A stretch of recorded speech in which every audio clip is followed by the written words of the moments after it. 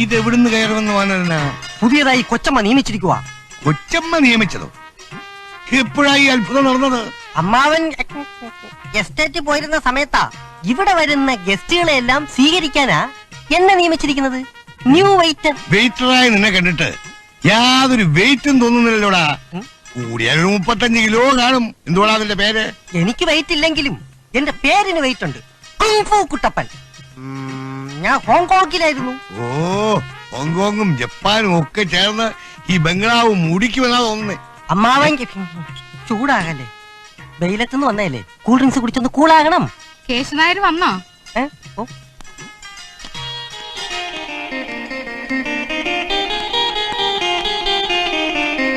അല്ല, ഇവനെ ആരും കൊണ്ടുവന്നതാ? ആ സുഗുണൻ പാവമാ, നിന്നോട്ടെ. ഓ, എടാ, ആ ക്ഷേത്ര കമ്മിറ്റിക്കാർക്ക് കൂൾ ഡ്രിങ്ക്സ് കൊണ്ട് കൊടുക്ക. കൊടുക്കാൻ പോവുമായിരുന്നു. അപ്പോഴാ അമ്മാവൻ ആ എസ്റ്റേറ്റിൽ പോയ കാര്യം എന്തായി?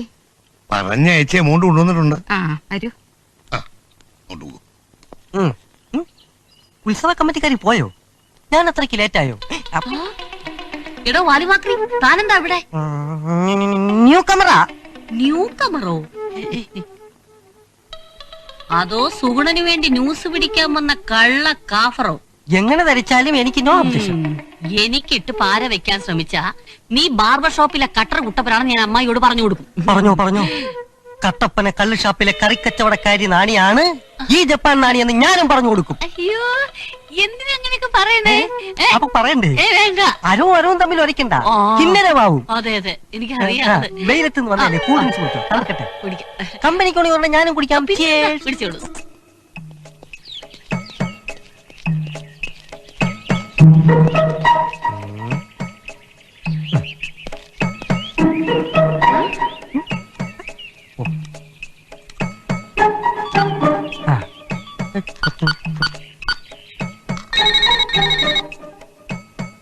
CM Suganan here. ആശാൻ, ഇത് ഞാനാ, കുങ്ഫു കുട്ടപ്പൻ. കുട്ടപ്പനോ? എന്തൊക്കെയാണ്ടാ വിശേഷം? ത്രേസ്യ വന്ന് അമ്മായിയും കൂട്ടിക്കൊണ്ട് പെണ്ണ് കാണാൻ പോയിരിക്കുക. എവിടേക്കാടാ പോയിരിക്കുന്നേ? കോയിക്കൽ തമ്പിയുടെ മകളെ കാണാനാ. ഇപ്പൊ പോയതേ ഉള്ളൂ.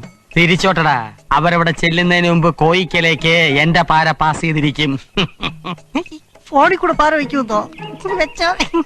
അതേടാ, ഈ സുഗുണന്റെ ഫോൺ പാരയ്ക്ക് എത്ര ശക്തി ഉണ്ടെന്ന് ഇന്ന് ത്രേസ്യ മനസ്സിലാക്കും.